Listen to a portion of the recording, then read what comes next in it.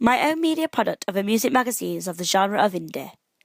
I therefore pastiche the conventions of real media products of music magazines with the same genre in order to create a believable yet interesting product myself. In some instances, I change conventions to create a more unique selling point for my magazine. The magazines I follow closely were Q and Enemy magazines. How I follow conventions. I pastiche the conventions of real media products through my front cover in particular. I use a main cover photo of one person in a medium close-up in the centre of the page, just like Enemy does with most of their issues. This is to create an easy way to grab the audience's attention and to make them want to pick up the magazine and want to buy it without the use of words, as the main cover image is usually a recognisable icon or attractive person to either tempt the reader through the knowledge of the person already, and then through Carl Rogers' theory of ideal self and ideal partner, where people relate to images to aspire to be like them, ideal self, or view the person in the image as someone they would want to date, ideal partner. I therefore use an attractive female to engage the male audience for the ideal partner and get male readers, but also attract female audiences as a role model. She is also facing the front with a direct gaze that Enemy tends to use mostly in order to make the one person on the front look as though they are looking at the audience, making it seem more personal, creating an intimacy between the magazine and the reader. I also follow the conventions by using a house style to keep continuity through my magazine. All magazines, including Enemy and Q, all have their own house style that makes the magazine brand recognisable and therefore creates their own identity. Both Enemy and Q use red, white and black as their house style, so I too use this house style. The black and white make for good base colours for backgrounds and text and also makes things stand out. Red is a very vibrant colour that will catch people's eyes if they saw it in a shop, and this therefore would be beneficial to my magazine, as I would want people to pick up my magazine first because the colour is intriguing. I also added the colour yellow to make my house style, as it makes good contrasting colour to red, and also draws attention to the magazine as yellow is often seen as a colour for danger, and is therefore fixed into the brain and would be a colour most noticeable. Another similarity is that I have placed my masthead logo in the top left-hand corner of my front cover, which is where both Enemy and Q place their mastheads. This is because in English language you read from left top hand corner to the right, and this therefore makes people take note of what the magazine is called and if it is a recognisable brand.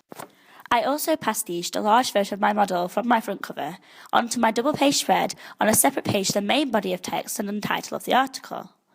This is to create a more professional looking document and looks more thoughtful of placement of things. This will make the reader want to know the importance of the model I have used if they flick through, and would make them want to read more than if it was just less put together. Both Enemy and Q do this with their articles, and it creates a more specific layout. I also use banners on my front cover and contents page to show what would be on the inside of the issue in a basic summary, such as with reviews and exclusive used on my contents page, but also with my front cover I use a circular banner saying win about tickets inside. By showing what is in the issue by summing it up, it easily conveys to the audience of the content and therefore can entice them with things that might appeal to them, such as winning free tickets.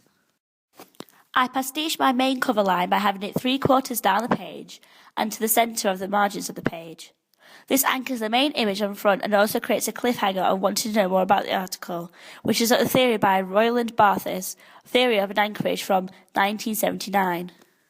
I also use a drop capital on the lead, the introductory paragraph for the rest of my article on my double page spread, as a typical convention is to use one. Both Q and Enemy use drop capitals to create a better aesthetic. I pastiche the conventions for my body copy also.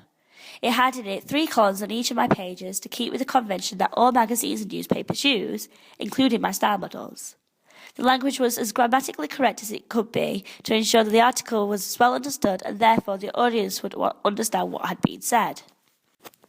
I also tried to keep my white space to a minimal, just like Q and Enemy do by filling it with vital information. On my front cover, I used cell lines to reduce white space. On my contents page, a banner to tell people to subscribe to my magazine and a larger photo at the top. And on my double page spread, I added more photos in, adding pull quotes to embed into the text to make the text reach the right length as the other columns, or to make it look more full and busy without looking crowded. By doing this, I make the magazine full of things my audience might want to look at and see more interesting. The mode of address I have used is also pastiched from NME of a mixed mode of peer-to-peer address and teacher-to-pupil address. By using a peer-to-peer address, I have created a magazine that is almost like a friend discussing the latest bands and music, which makes the magazine seem friendly, yet interesting. Also, the teacher-to-pupil mode of address is used for the magazine knowing more about the music scene and can therefore teach my audience about things they don't know. Both my magazine and Enemy have done this to appear knowledgeable about the field of music, but also to make it easy and fun reading, which is why I would want my audience to buy my magazine in the first place. The borders were also pastiched from music magazines, both of Q and Enemy. I used the same border on all my pages to make it fit together, so the pages begun and finished at the same place on the page, so where the reader would begin turning the pages, it would flow. I pastiched the gutters also, by using a space in between the columns of my article and of my contents page, although I only used the preset ones on InDesign and on Photoshop when I created the columns, as it was how I wanted it to be anyway. I changed the side of my leading to make the text closer together, which was a convention I also pastiched from Enemy and Q. By having the lines closer together, it made room for information, but also makes it look like a real magazine, as Enemy and Q use smaller leading to make text lines closer together.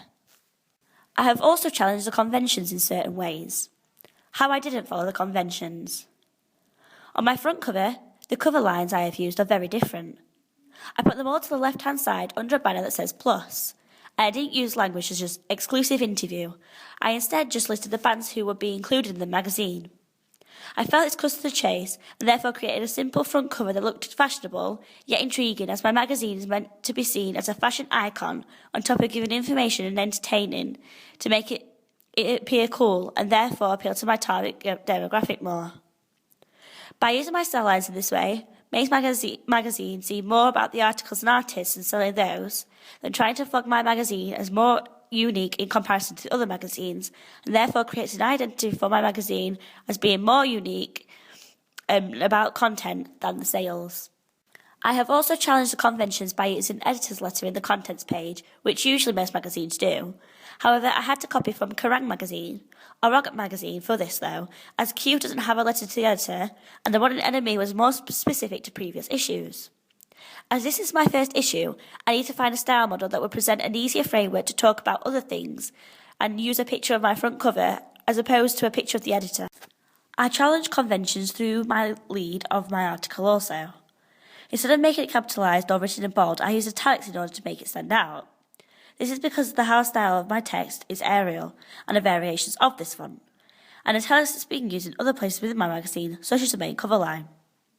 By keeping the lead in keeping with the rest of my magazine, it gives it continuity and therefore makes it look more professional. The words headlight deers has been highlighted in red. This is to keep with my house style of using red throughout my magazine, and also to highlight the importance, as this is what the article is about. My body copy also challenged conventions because, although where I could I used correct grammar and spelling, the article was of a girl who had Yorkshire dialect, and I was using direct quotes from her, therefore some of the grammar was incorrect. I therefore had to use the same lexis that she used in order to present her and who she is with her regional identity. By not using a strapline under my masthead also means I have challenged the convention of typical magazines. Most magazines have a cell line to sell the magazine to the audience in one word or sentence, such as Q's cell line of the UK's biggest music magazine, that is featured on the top of every front cover. I did think of a cell line for my Appendix 6 work, but decided against using it on my magazine, as I was aiming to be more of a fashion statement as well as a fun read, rather than sell my magazine to sell magazines. I felt that if I used cell lines, my magazine would be degraded from its cool fashion accessory, and my target demographic would not find it as interesting. The bylines of my photographs and my words for my double-page spread challenged the conventions. This is because in Q, the bylines are at the side of every page and centre of the page of the borders, and straight beneath the article title. However, I only put my bylines at the end of my double-page spread and at the side of my contents rather than on every page. By putting it on the end of my article, I felt it made it more memorable, and therefore the credits would have been taken more notice of. I also used this at the end to fill white space.